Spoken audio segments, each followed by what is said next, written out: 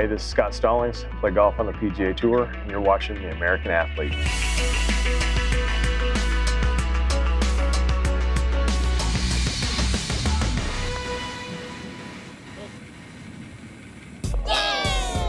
You can only really be good at 3 things in your life, and of those 3 things, you can only do one of them at a time. You know, that's a hard lesson to learn for a lot of people, but the reality of it, you do anything at the highest level, you're going to figure it out.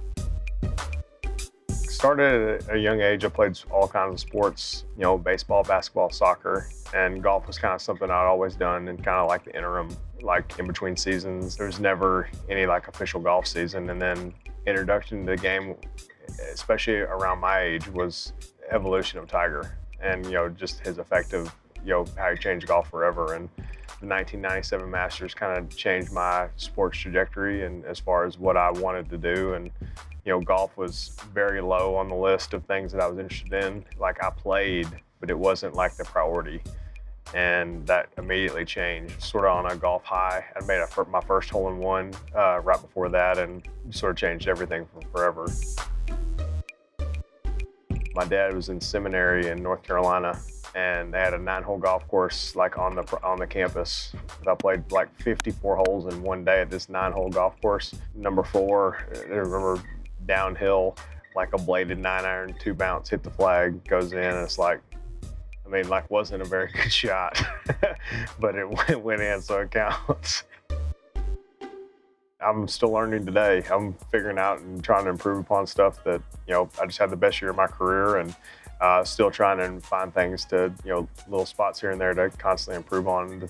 The understanding, especially at a young age, is just because you can doesn't mean you should.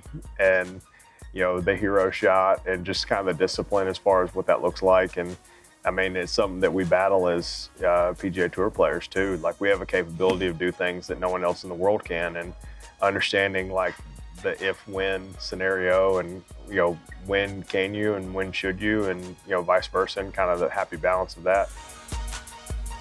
My goal for this year was to deal with problems I create, not inherit. I don't necessarily try to micromanage my life or certain situations, but things that I have direct control over, I try to do that. And then other things that I try to be as flexible as I possibly can, and understand that I have a very unique life, and my travel schedule and all the stuff that kind of comes along with it. You know, some travel delays, weather delays, things out of nowhere that kind of come up, like you kind of have to adapt and overcome and kind of be ready for anything. And the little things that we do have a chance to control, like I do that. I don't necessarily have a go-to here and there, but for the most part, I try to do the same thing each and every time.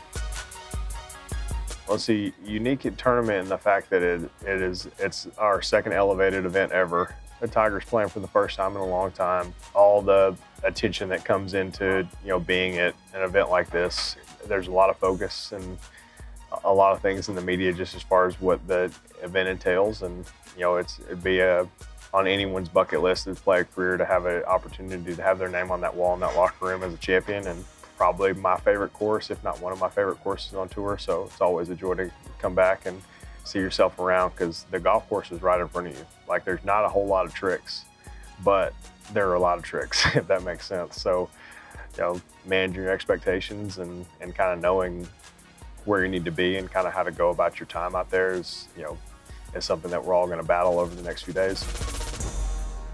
The least favorite thing about the sport is the misconceptions and the experts that have never stood on the other side of the ball. And I just cannot stand that.